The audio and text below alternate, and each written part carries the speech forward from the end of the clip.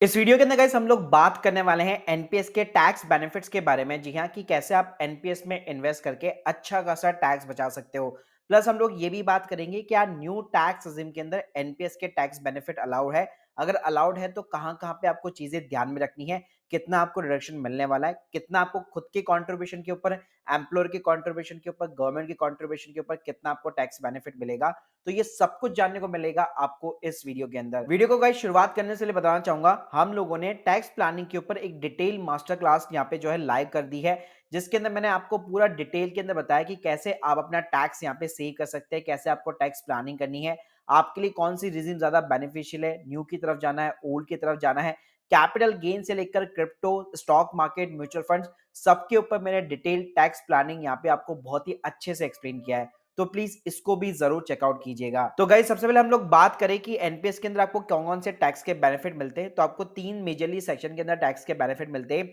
एटीसीसीडी subsection 1 B के अंदर मिलता है, एटीसीसीडी 1 के अंदर मिलता है और 2 के अंदर मिलता है। दो सेक्शन जो है आपके सेल्फ कंट्रीब्यूशन से रिलेटेड है, यानी कि आप खुद ही पर्सनली अपना जो भी पैसा है एनपीएस के अंदर इन्वेस्ट कर रहे हैं उसके ऊपर आपको टैक्स का बेनिफिट दिया जाता है। और एक सेक्शन आपका जो एम्प्लॉयर यहाँ पे कंट्रीब्यूट करता है उसके ऊपर आपको टैक्स का बेनिफिट दिया जाता है। तो गाइस सबसे पहले हम लोग बात कर लेते हैं मोस्ट पॉपुलर सेक्शन की, एटीसीसीडी सबसेक्शन 1 बी, जिसके अंदर अगर आप खुद जो है यहाँ पे पूरे साल भर के अंदर सिर्फ 50,000 रुपए यहाँ पे एनपीएस के अंदर इन्वेस्ट करते हैं तो आपको additionally apart from the ATC, जो कि एटीसी के अंदर आप लोगों को पता होगा 1.5 लाख रुपए की मैक्सिमम डिडक्शन अलाउ होती है, तो उसके अलावा आपको 50,000 रुपए का इस सेक्शन के अंदर एडिशनल यहाँ पे डिडक्शन प्रोवाइड किया जाता है। एग्जाम्पल देना चाहूंगा, मान लीजिए आपका एटीसी पहले से फुलफिलमेंट है, आपके पास में टर्म इंश्योरेंस का प्रीमियम जाता है, एलआईसी का प्रीमियम जाता है, ईएलएस म्यूचुअल फंड हो गया, या बच्चों की फीस वगैरह हो गई, पीपीएफ का कंट्रीब्यूशन हो गया, यानी कि ये सब कुछ मिला के ऑलरेडी आप एटीसी के अंदर 1.5 लाख रुपए आप क्लेम कर रहे हो।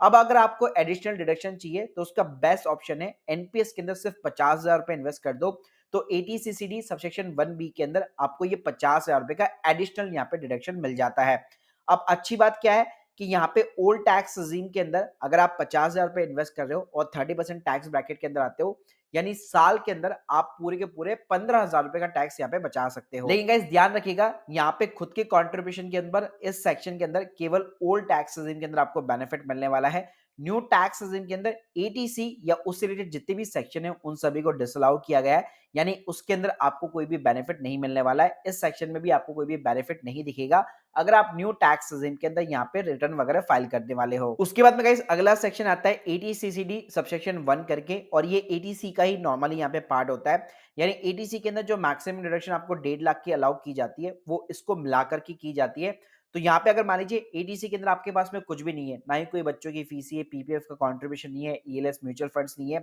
लेकिन आप मान लीजिए सिंपली एनपीएस के अंदर आप इन्वेस्ट करते हो, तो आप इस सेक्शन के अंतर्गत 1.5 लाख रुपए का डिडक्शन यहाँ पे क्लेम कर सकते हो। अगर आप 2 लाख रुपए इन्वेस्ट करते हो तो 1.5 लाख रुपए इस वाले सेक्शन के अंदर, और 1 बी के अंदर 50,000 रुपए का एक्स्ट्रा डिडक्शन भी यहाँ पे आप क्लेम कर सकते हो। लेकिन ध्यान रखिएगा, अगेन ये न्यू टैक्स रेजिम के अंदर अलाउ नहीं है, केवल अगर आप ओल्ड टैक्स रेजिम चूज कर सकते हो तभी आपको इसका बेनिफिट मिलने वाला है। इसके बाद में गाइस जो सेक्शन आता है वो एटीसीसीडी सबसेक्शन 2 आता है, जो कि एम्प्लॉयर के कंट्रीब्यूशन पे बात करता है। इसके अंदर जनरली आपका स्टेट गवर्नमेंट, सेंट्रल गवर्नमेंट के जो एम्प्लॉयज होते हैं उनमें तो रहता ही है, लेकिन आजकल जो प्राइवेट कॉर्पोरेट एम्प्लॉयर है वो भी इसके अंदर कंट्रीब्यूट करते हैं। तो देखिए, अगर मैं कॉर्पोरेट एम्प्लॉयर की बात करूं तो यहाँ पे 10% of the basic salary plus DA, वो बेसिकली अमाउंट जो है आपका टैक्स रिडक्शन के लिए अलाउ होगा। यानी जितनी भी आपकी बेसिक सैलरी है उसका 10% कैलकुलेट कर लीजिएगा, और जितना भी अमाउंट चाहे आपका एम्प्लॉयर कंट्रीब्यूट क्यों ना करते हो, केवल 10% of the basic salary plus DA का जो पार्ट होगा वही केवल आप एज ए टैक्स डिडक्शन यहाँ पे क्लेम कर पाओगे।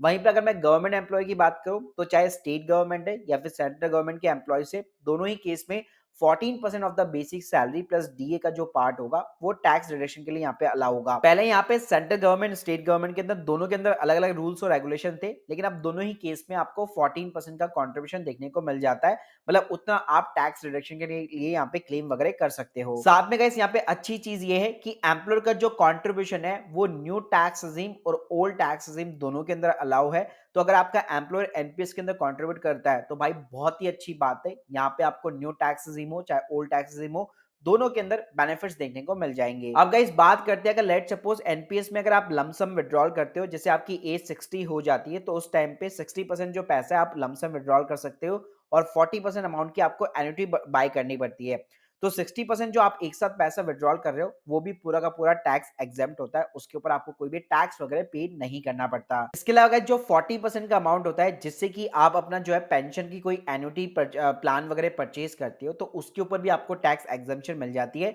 लेकिन ध्यान रखिएगा, प्लान जो एन्युटी प्लान होता है, उसको परचेज करने के बाद में जो भी आपको सब्सिक्वेंट इनकम होगी या जो एडिशनल इनकम होगी, वो टैक्स फ्री नहीं होगी, उसके ऊपर टैक्स लगने वाला है, जिस भी स्लैब रेट के अंदर आप फॉल करते हो। इसके अलावा गाइस, अगर आप एनपीएस अकाउंट से मान लीजिए पार्शियल विड्रॉल करते हो, तो यहाँ पे गवर्नमेंट ने एक नया सेक्शन यहाँ पे इंट्रोड्यूस कर दिया है, सेक्शन 10 सबसेक्शन 12 बी करके, जिसके अंदर 25% ऑफ द सेल्फ कंट्रीब्यूशन उतना आपको टैक्स डिडक्शन यहाँ पे अलाउ रहता है। मतलब उसके ऊपर कोई भी टैक्स आपका नहीं लगेगा, वो टैक्स एग्जेम्प्टेड रहेगा। तो देखिए गाइस, अगर मैं समरी वाइज बात करूं तो न्यू टैक्स रेजिम के अंदर केवल जो एम्प्लॉयर का कंट्रीब्यूशन होता है एनपीएस के अंदर, केवल वही अलाउ है। बाकी जो सेल्फ कंट्रीब्यूशन होता है, उसका कोई भी आपको टैक्स बेनिफिट नहीं मिलने वाला है। ओल्ड टैक्स रेजिम के अंदर अगर आप टैक्स प्लान करना चाहते हैं, तो 80 CCD 1B के साथ में आप जा सकते हैं, जहां पे आपको एडिशनली 50K का डिडक्शन मिल जाता है। So guys, hope you like this video. अगर आप लोग की कोई भी डाउट्स है, कमेंट बॉक्स के अंदर जरूर बताइए, और हमारे इस टैक्स प्लानिंग मास्टर क्लास को चेकआउट करना मत भूलिएगा, link in the description box. Thank you guys, thank you very much.